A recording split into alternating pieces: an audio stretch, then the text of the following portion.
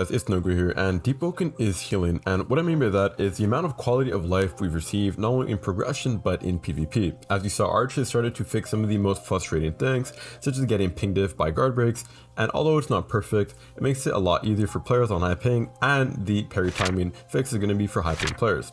Every week, despite on being Conquest, is still making PvP content amazing with all the new quality of life changes, but why is it not perfect? I'm going to talk about some ideas to make Deepwoken a flawless PvP experience that are general, meaning it does not talk about a specific build or a specific mantra.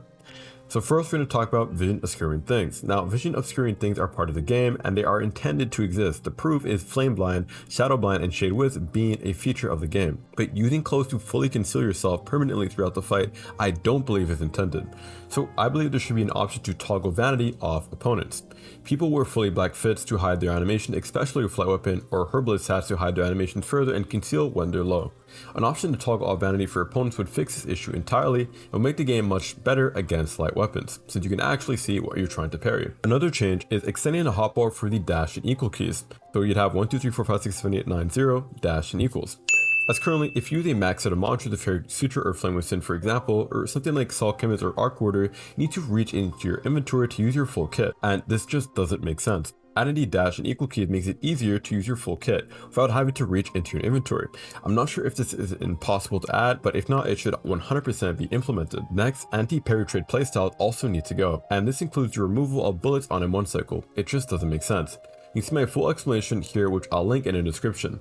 But basically, in short, it just promotes not being in their face, which is anti-parry trade, as you can just snipe people from across the map. But it's not just the bullets, it's mage playstyles in general, where you can parry 4 times total and still win the fight by spamming mantras. Here's a suggestion I had a while back to try and fix this issue, forcing M1s to be landed by making Easter costs of mantras increase when spammed, but let me know what you guys think. Lastly, being negative when hitting someone's block is incredibly bad for aggressive playstyle and rewards passive gameplay. It just doesn't make sense for me to be on the offensive and hit their block and then get the M1 first. To fix this, add some delay before you can attack after blocking an attack.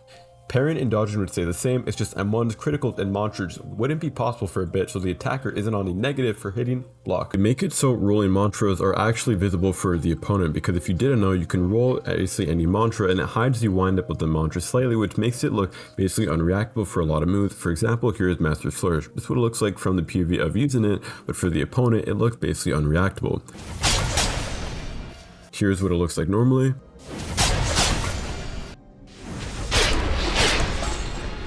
And when it's rolled. This just should not exist, and it should not hide the windup, but rolling mantra should still be possible for movement, just not hide windup. So to compile the list, add an option to remove enemy vanity, extend the hotbar to include dash and equals.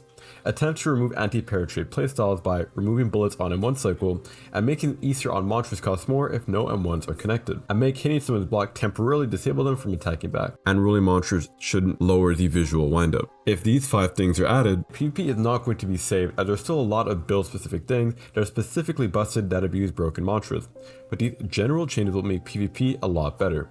But what do you guys think? Let me know in the comments. Please like and subscribe if you enjoyed the video.